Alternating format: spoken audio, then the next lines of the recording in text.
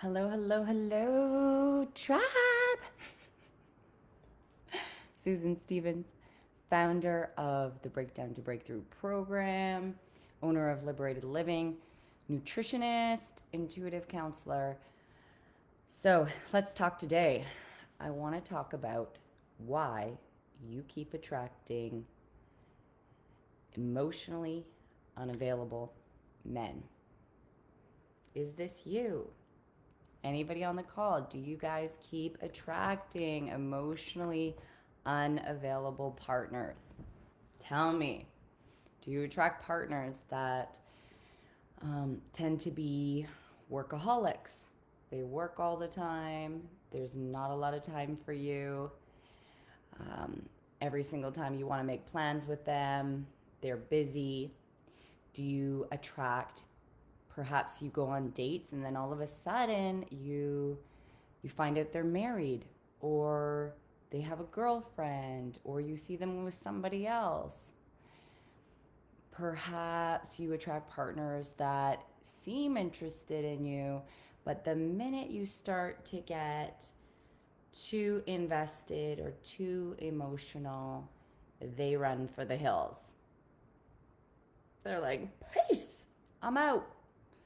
Or, perhaps you only attract, yeah, maybe you attract men that are married. You can never attract people that are actually ready and willing and committed. Or perhaps you have a partner already that is emotionally not available, meaning every single time you start to share your emotions, they tell you to just relax, don't worry. Maybe they say get over it. Maybe they don't engage it. Any of these kind of things, instead of knowing how to acknowledge it. Sarah, hi Sarah, yay! She says, oh my God, I'm always attracting unavailable men. I know, this was seriously, for me, this was the story of my life, and pretty much all my clients constantly keep attracting emotionally unavailable partners. And it is so frustrating, and I'm here to apologize. If this is you, I'm so sorry. Like, I love you so much. I'm so sorry. I am saying sorry for the world, and I'm saying sorry for every single time that happened to you, because there's a reason for it. And I used to have that even with partners. Sometimes people will have partners where they are emotionally not stable, meaning they might attract bipolar partners, they might attract partners with mental illness. I know I dated a partner with bipolar who was one day, it seemed like he was very emotionally available, but then would switch. He was like a Dr. Jekyll and Mr. Hyde. So, why do you keep attracting these partners? So, the number one reason is because we are emotionally, or you are emotionally unavailable to yourself. So for example, so with anybody coming into this group, first of all, I love you guys. I'm so happy you're here. We're a big family here, and it's really lovely to have you all out. The number one thing I get, and I just had another girl say this coming into the group, and she said, I just want to let go of the past. And she said, the problem is, like, I'm so negative all the time, or I have so much anxiety or so much depression.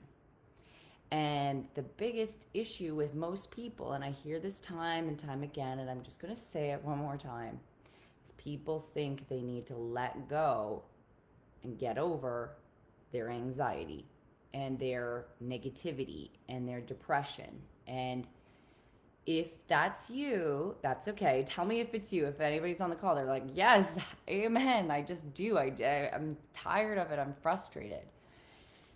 The problem with that is basically what you're doing is you're abandoning yourself.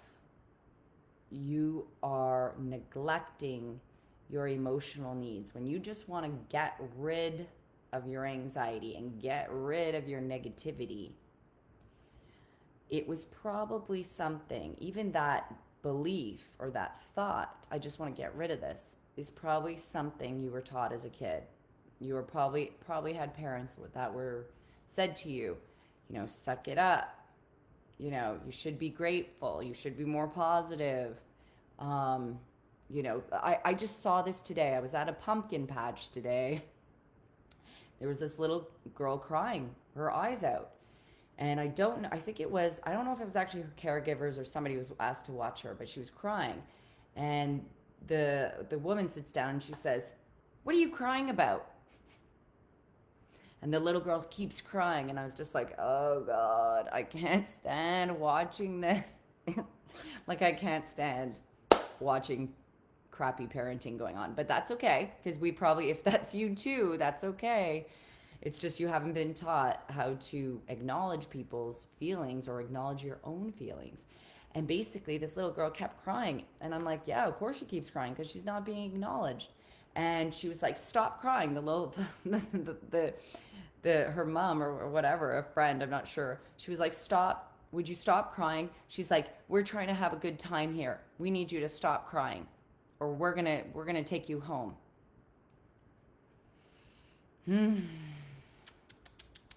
This is the kind of parenting that creates major trauma. Major trauma. Anybody on the call have parenting like that, where they were told to stop crying, to suck it up, to stop crying, or else you're going to your room, or else you're going to sit on the chair, or else I'm going to take this away.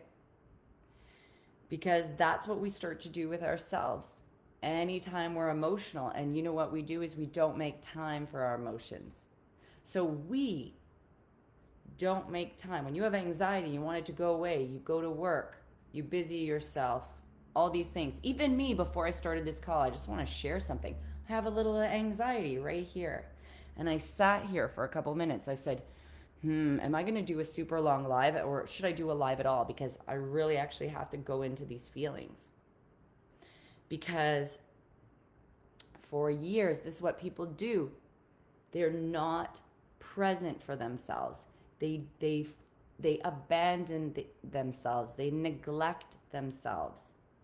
They work when they have anxiety, and they don't go away. They busy it away. They're social. They do all these things, everything except honoring this anxiety, going into this anxiety, saying to yourself, "Sweetheart,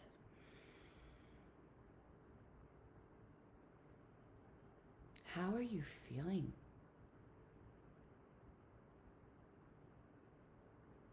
What's going on for you?"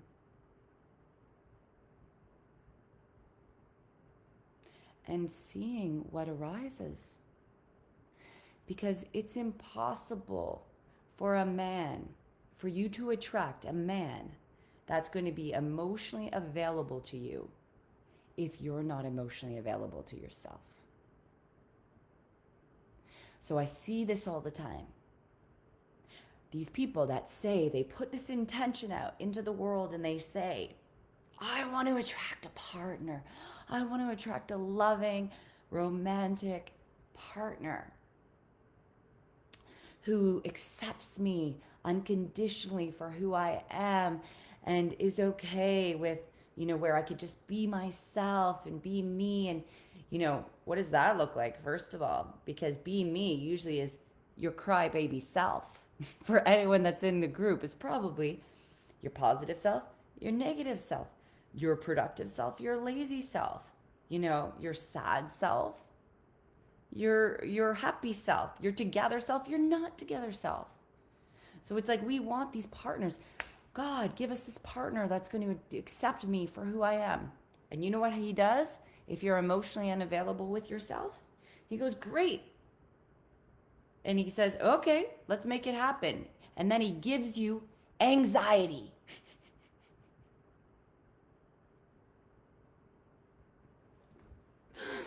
then it gives you depression. Why? Why? Because he wants, or she, or divinity, life, universe, wants to give you those feelings so you can practice being emotionally available to yourself. So you start to feel worthy of being emotionally available, worthy of being emotional, worthy of being sad. So you start to feel, because how are you going to attract someone in your life that's okay with being sad when you can't even be sad? So how are you even going to show that person that you're not even going to be able to allow yourself to be sad around that person, because you're going to think that that's being a burden, that that is needy, that that is not okay, that no man would like that. So how are you even going to test that man to see if he is accepting regardless, to see if he is a giver, to see if he is going to run for the hills, because you're not even going to show it. So if you want to attract it, you got to be able to be it. You got to be all of yourself. You got to be emotional with confidence, not just with fear or low. You have to be like, oh my God, I'm so emotional. Like when somebody asks you, it's like, it's being able to say like, I love my emotional self. I'm so sensitive. That's one of my greatest strengths. My emotions, this is what I truly believe after doing a ton of work for a decade, is my emotions, my anxiety always brings me to where I want to go. My anxiety is the doorway. The more I move into the anxiety, the more the universe brings me what I want. The more peace I have in the moment. Because I stop forcing life, forcing the way to go, forcing everything, and I start surrendering into receiving, surrendering into peace, even though it feels uncomfortable, because you have to go through the pain. Because here's the deal. When it comes to being, go back to men, of you attracting emotionally unavailable men.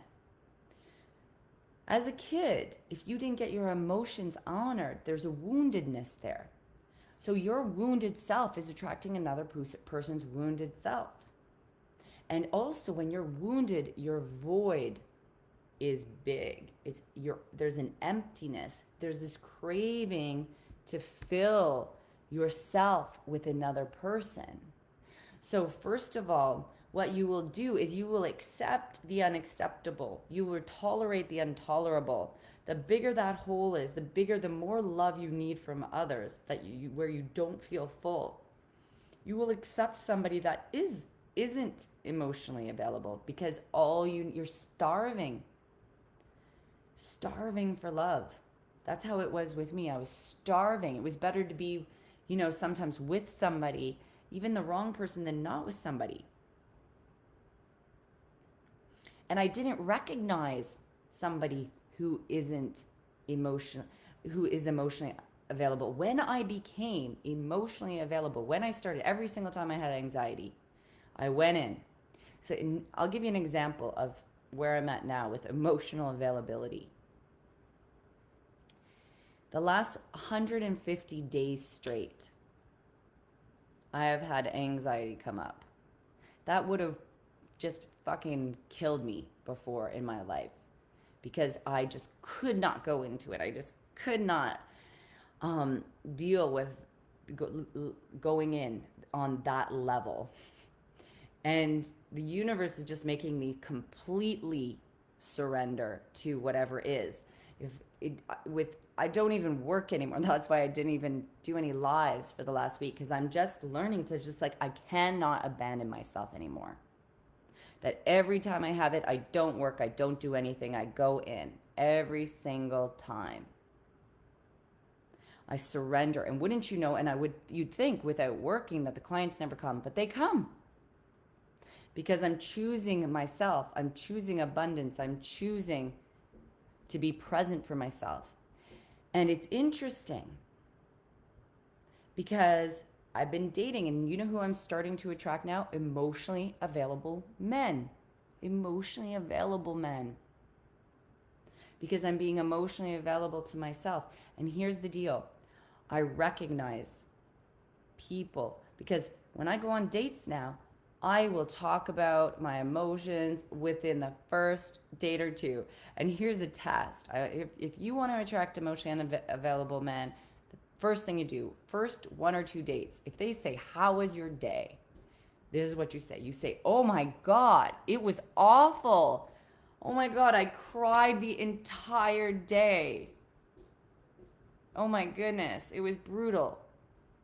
And if that person changes the subject, doesn't ask you about it, hangs up the phone, never calls you again,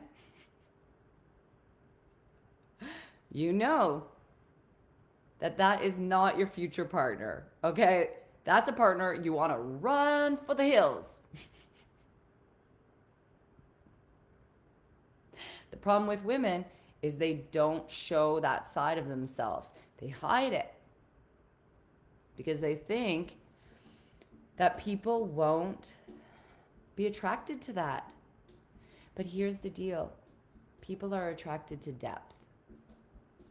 People are attracted to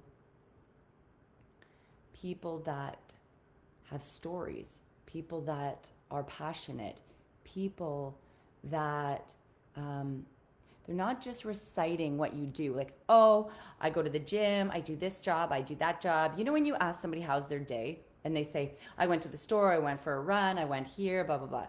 And it's boring.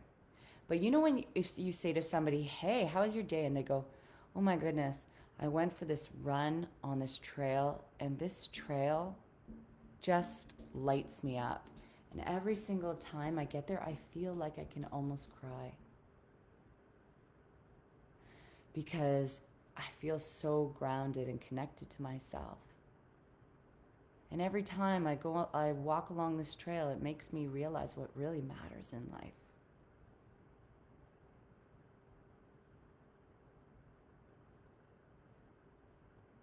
And too often on dates, we never let ourselves go to that kind of depth.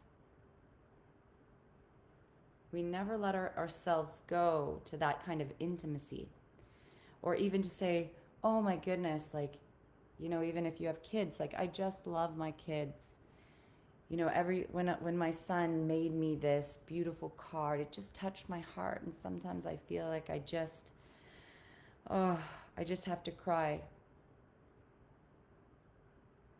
Or maybe it's about telling a sad story. These are the moments that not only connect us on, say, dates, but they connect us in relationships. They connect us with friends, with family. Who here has a family that just always talks about surface conversations, the weather, politics? Not saying these things are bad. I love talking politics. I love talking environment. I love talking these things with my family. But the true connecting moments are when you can be completely vulnerable with somebody, where you can fall apart, where you can fall apart with friends, where you can fall apart with your kids, where you can fall apart with your family and have those moments. I remember, I'm going to share one last story. And when I was healing a lot of my anxiety with men, it all went back to my dad. And here is the deal. You need to resolve your childhood traumas in order to attract available men. If your dad's emotionally unavailable, you're going to attract emotionally unavailable men to work out, to heal the relationship with your dad. I remember one time, I went home, and here's a story. So, who here on the call, tell me, when you guys have anxiety, before I go into the story, when you go into anxiety, Who here avoids their anxiety? Or who here actually knows how to go into it and like starts to nurture it and see what's there? I love you, Connie. I love you, Sarah. It's so good to have you guys out. So here's a moment that really was changing for me in my life. My dad one time, it was Wimbledon tennis. It was my dad. I come from a tennis family, and I came home, and I was having the most emotional day, and it was seriously with like childhood sexual abuse. It was everything, sexual abuse, and I was healing some deep stuff. And I come home, I'm so emotional, and I sit down on the couch, and the match is about to start. Nadal versus Federer. Huge match. And I get on the table and I start to share my stuff. And my dad goes, no emotions here, it's game time. And he just like shut me down. And I was just instantly, I got this huge knot in my throat. I couldn't even breathe. I felt like I was suffocating. I leave the room, and then I was like, you know what? I'm going home because I just had it that day. So I said, you know what, guys? I think I'm going to go home. And my mom could hear in my voice because I was like, it was shaky. And she's like, are you okay, sweetheart? And she comes out into the kitchen. And I remember I just start bawling. And weeping and bawling. And then all of a sudden my dad hears me in the kitchen. And he's like, so he comes into the kitchen. And I remember just getting to the place where I just said to him, and it was the most raw and most emotional I have ever been with my dad. And I had been bringing stuff up to him, but my dad, he talks about emotions, he gets sick to his stomach. He becomes just nauseous. You know, when I talk about feelings, I feel good. When he talks about feelings, he feels just shitty. And that's why my emotions were always shut down as a kid. And he just said to me, or I just said to him, I looked at him, I go, Dad! I go, don't you fucking get it? I need your love the most, damn it! And I was just like so emotional. I go, oh my God, I need your love the most. And I was in tears. I was just bawling. And he was so stunned. And I was like, I go, like, what? Like, wake up. I'm like, I need you to be here for me. And I had never said it to him like that. And he came over and he was like, oh, he's stunned, and he hugged me. And it was like this pat where he was just like, could only do it for like a few seconds, like hug for, and then my mom was like, hug her for God's sake. You know, hug her. And he sat there and he held me. And I just bawled. And he started crying too. And all those years of us not connecting like that. Never connecting. Never him asking me how I feel, how I am. How are you? How are you? Really? You know, changing the subject. You know? If I'd be crying and he'd be like, you want to go for a run? No! I don't want to go for a run. I'm fucking crying. I don't want it. I don't want a solution. I don't want it to be fixed. It's just like, fuck, just hold me. Just tell me, I'm so sorry. It's okay. It's okay to be not okay. It's okay to be upset.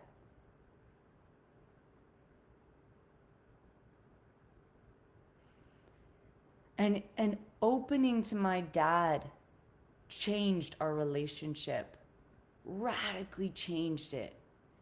And when I didn't just do it in a way that was just like rehearsed or whatever, it was fucking real. It was fucking raw. It was exactly how I just felt it. And it wasn't held back. It was like, damn, I need you. I want you. I care about you. Care about me. Care about me. So, and after I did this, then all my relationships with men started to change. And you gotta heal it with your parents. You gotta go to the root. Because this is where it's coming from.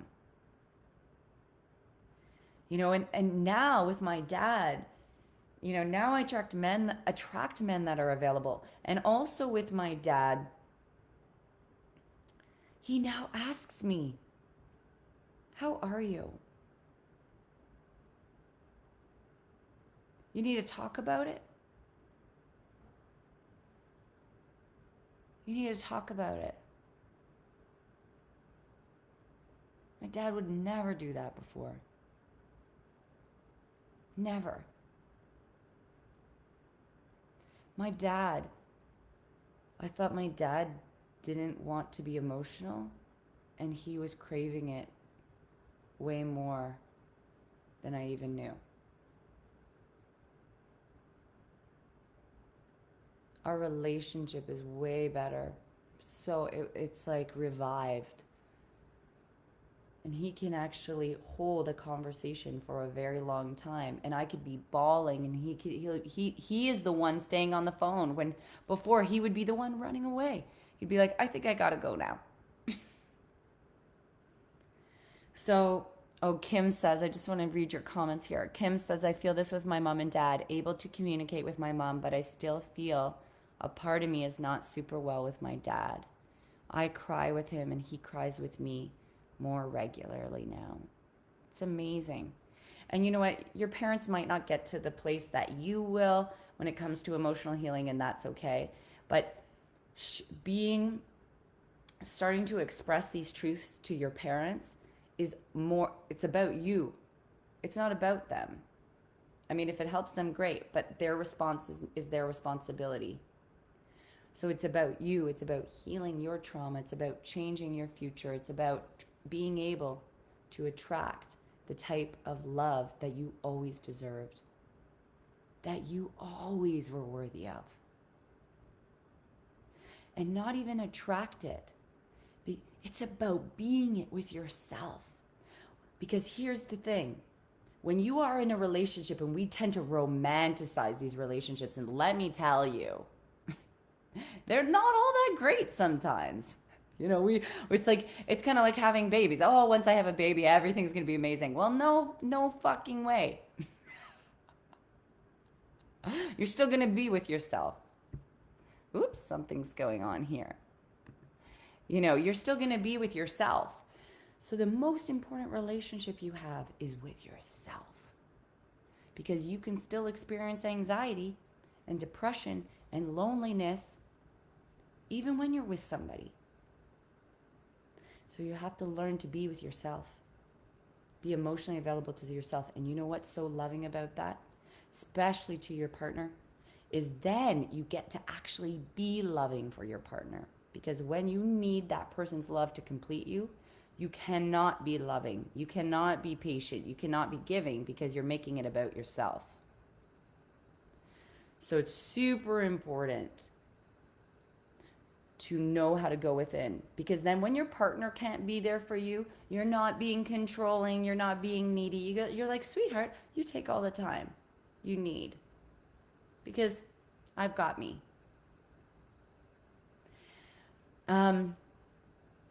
I love you guys. I'm going to wrap it up. But for anyone that's wanting to attract juicy, emotional, intimate, vulnerable relationships, I'm going to drop the link in the chat, or it's going to be in the chat, or basically, let me see if I can do this right now. I'm going to drop this link. With my program, here, let me just see if I can find this, and we'll see if I can do this here.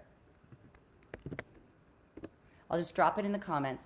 If anybody is wanting a free breakthrough call, they want to figure it out. They're like, what the fuck? What the fuck? I keep doing this. And thank you, Sarah. I love you so much. Kimmy, Connie, it's so nice to have you guys all on the call. Yeah, don't do this alone. This type of work needs mentoring. Like oh my God, I have been working on myself for a decade.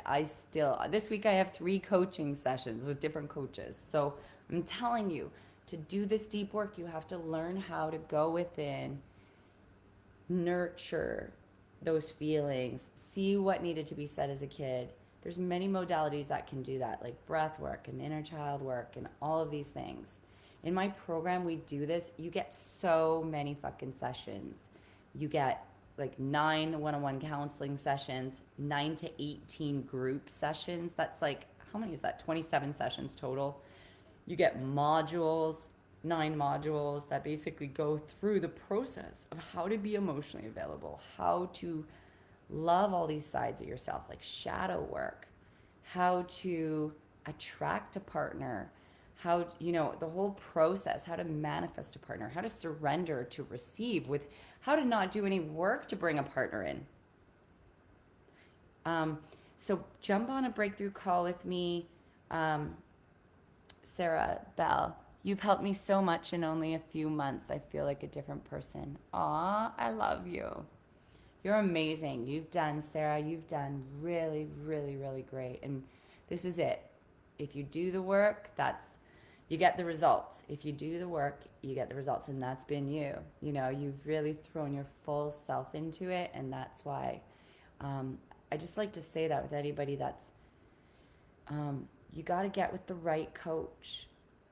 You can't just do talk therapy, CBT, work with CBT. You got to dive into the subconscious, into the energetic, if you want the results. A lot of people spend decades just doing like psychiatry and talk CBT and all these things that don't really work. So I think the stats that I have is like 98% of my clients get results. So it's a pretty slim gym.